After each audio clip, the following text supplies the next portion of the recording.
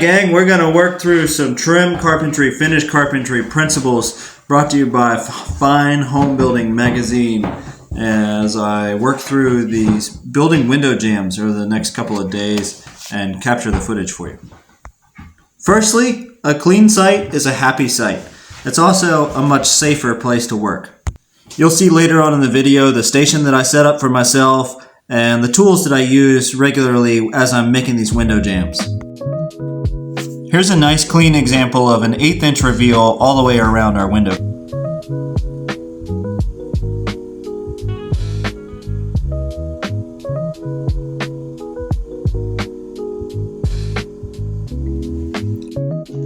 So here's an example of my workstation that I've set up for myself with all my tools, and I can lay out what I need to. Behind me is a work table so that I can build these casings and test the fit.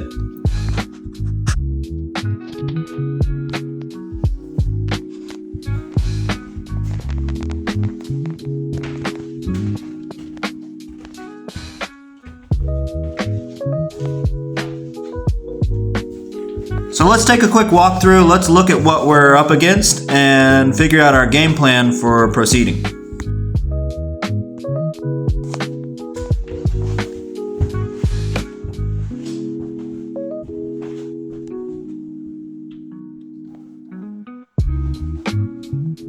Today is going to be an episode of This Old House. So in my perspective, carpentry has one of two ways. You either get perfect plumb, square, and awesome from the very beginning, or you're playing an episode of This Old House and effectively anything could happen. So I got to start with some drywall work. I don't know if you've ever done any. It's pretty straightforward. You can see that I've set up some clamps here and my level as a straight edge. I run my knife down the paper and cut through it. All you really have to do in this stage is just score the paper. You don't have to really cut deep through this. Also, the more that you cut through drywall, the duller your pencil sharpener gets. So remember that. Or just change the blade.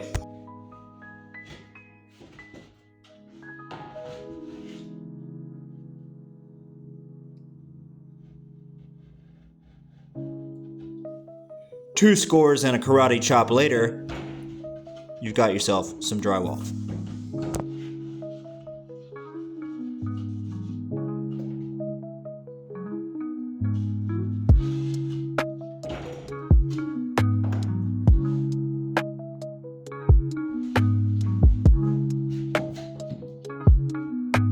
This could be said again and again in carpentry. Make sure you bring the right piece from the bench to the workspace.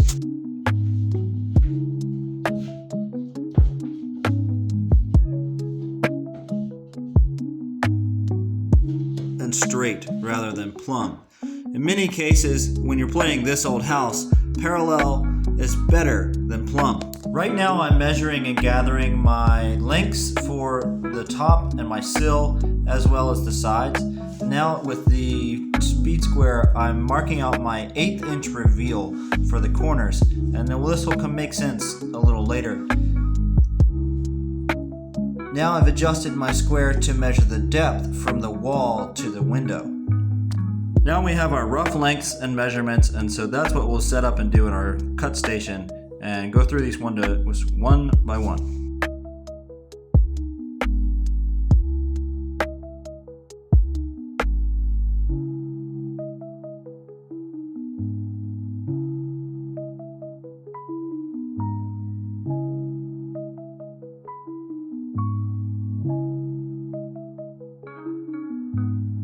This is a chance to inspect all of our boards, and in our milling process, sometimes we can cut out these uglier scars or imperfections in the wood.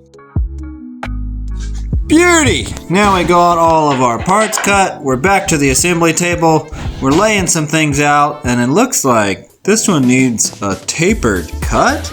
A tapered cut is something that you're going to have to approach a lot of times in your carpentry career or when you're building things, especially with old houses. There are some techniques, there are some fun ways to do it, and there are some dangerous ways to do it. How do you make a tapered cut? I'll show you. First, use a straight edge. Then, mark what needs to come off, which is, for my case, about a 1/4 inch to nothing. Now, this part's tricky.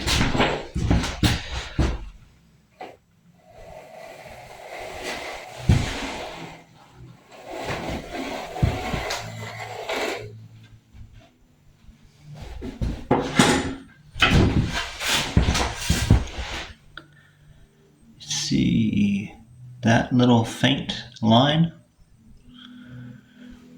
Very hard to see, but you'll see it in a moment. Same thing for this one. And what if you don't have a straight edge? Thankfully, this is pretty straight trim, and so I'm just using the other sill or the other jamb. Now, using a hand plane is one way to get a taper and a cut. A faster way is to do it with a jigsaw or a table saw, but it adds a little more risk. It is possible to learn these techniques on the table saw and jigsaw. We won't cover them in this video because I don't have the footage, but it is a really valuable skill to have as a carpenter. Let's get on to assembly. So we've measured all of our pieces. We've ripped them down. We've made our tapered cuts. And now we're making our edges flush and lining everything up for nailing. This is after you like it. You've done a couple test fits with this, piece by piece. And you want to make sure that your fit is pretty snug, but not so tight that you have to smash this jamb into the window.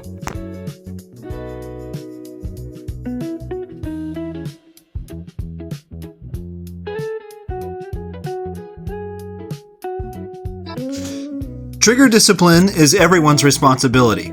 I'm also here to show you that nailing direction is important, and if you nail the wrong way or at the wrong angle, you can have a blowout situation inside your trim, which is what just happened there. I move my hand back in this moment. It's because I've shot myself. Not in that moment of the video, but I have before with a finish gun, and it's not fun. And while we're talking about finish work, don't expect your painter to make your work look good. Your work is your work. These are your masterpieces, and you should be able to be confident in your ability from finish to frame to foundation. I did not get a chance to show how I built the sills in this video because each one is unique. For this profile, I needed a 5.5 inch horn for the sill, and the sill was made out of 1x6 rather than 1x4, which is the other stock that we used for our jambs. Jambs in this old house can be kind of tricky because they can have a taper, say from 3 3/16 to 3. And then in that taper, if the window or the wall is funny, you're going to have to cut a relief in the middle of this piece. So now it will have a taper and almost a curved notch cut out of the entire length of the piece. But remember, it is possible. Happy restoration. Love you.